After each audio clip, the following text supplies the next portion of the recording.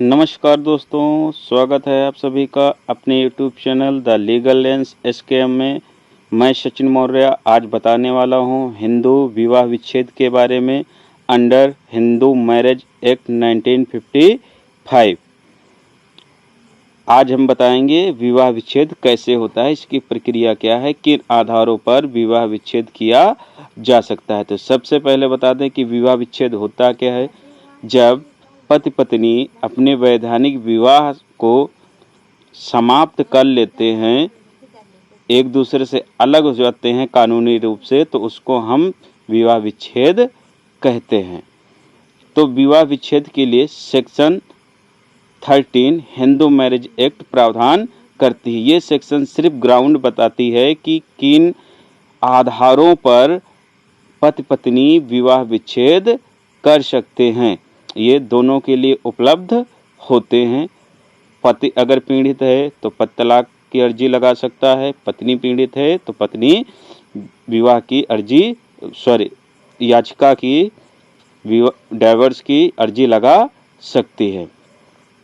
तो जानते हैं कि हिंदू मैरिज एक्ट सेक्शन 13 में कौन कौन से प्रमुख ग्राउंड दिए गए हैं जिनके अंतर्गत पति पत्नी डाइवोर्स ले सकते हैं। तो फर्स्ट ग्राउंड है क्रूरता, शारीरिक या मानसिक।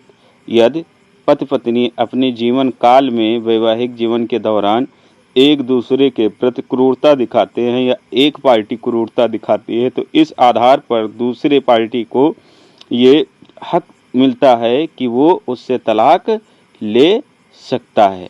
सेकंड है एडल्टरी, व्यभिचार, पति या पत्नी का विवाह के बाहर शारीरिक संबंध बनाना।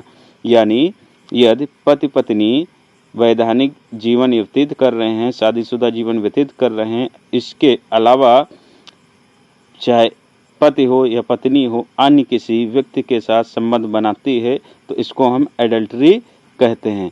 थर्ड ग्राउंड है कन्वर्जन या धर्म परिवर्तन कर ले तब। अगर जीवन साथी ने हिंदू धर्म छोड़कर कोई और धर्म अपना लिया है, तो जिसने धर्म अपनाया है तो वो अब उस धर्म का व्यक्ति हो गया, तो जो व्यक्ति बचा वो क्या हुआ, उसे तलाक की अर्जी दाखिल करने में कोई प्रॉब्लम नहीं होगी, वो उससे तलाक ले सकता है। मान लीजिए पत्नी ने यदि इस्लाम कबूल कर लिया तो पत्नी अब उससे तलाक ले सकती है, क्योंकि वो क्या है, शादी जो हुई थी वो हिंदू मैरिज एक्ट के तहत हुई थी, ना कि इस्लाम के तहत। जब धर्म परिवर्तन हो गया तब वो हिंदू नहीं बचा, तो इस आधार पर भी क्या है, तलाक मिल जाती है। फिर है डिजर्शन, त्याग, बिना किसी वैध कारण के कम से कम 2 साल तक साथ न रहना। यदि पति पत्नी में से कोई भी एक पक्षकार बिना किसी उचित कारण के 2 साल तक साथ नहीं रहते हैं, तो क्या हो जाता है, तलाक का ग्राउंड बन जाता है और उसके आधार पर वो विवाह विच्छेद कर सकते हैं। फिर है मेंटल डिजॉर्डर, मानसिक विकृत, गंभीर मानसिक बीमारी जिससे वैवाहिक जीवन प्रभावित हो। यानी मानसिक बीमारी इतनी हो कि वैवाहिक जीवन क्या हो रहा हो, प्रभावित हो रहा हो, तो इस आधार पर भी तलाक ली जा सकती है। 6 ग्राउंड है कम्युनिकेबल डिसीज, संक्रामक रोग जैसे कुष्ठ या गंभीर यौन रोग, HIV, कोई भी संचारी रोग जो एक से दूसरे में फैलते हों, एक व्यक्ति से दूसरे में संचारित हो जाते हों, कम्युनिकेट कर जाते हों। जैसे कोरोना क्या था, संचारी रोग था, वायरस जनित था, एक से दूसरे में फैल जाता था। तो इस प्रकार की यदि कोई बीमारी है तो इस आधार पर भी तलाक लिया जा सकता है। 7th स्टेप है संन्यास लेना। दोनों साथियों में से यदि कोई व्यक्ति संन्यास ले लेता है, तो यदि पति ले तो पत्नी तलाक ले सकती है, पत्नी ले तो पति तलाक ले सकता है, क्योंकि जब सन्यासी हो जाने के बाद वो सारे सांसारिक जीवन को त्याग देता है, अब उससे किसी भी प्रकार से पारिवारिक सामाजिक किसी भी समस्या से कोई मतलब नहीं। तो इस आधार पर जो संन्यास पक्षकार नहीं लेता वो तलाक ले सकता है, वो स्वतः ही एक तरह से तलाक मिल जाती है, क्योंकि सन्यासी को परिवार से कोई मतलब नहीं होता है। 8 ग्राउंड है मृत्यु की आशंका, प्रिज्यूम्ड डेड।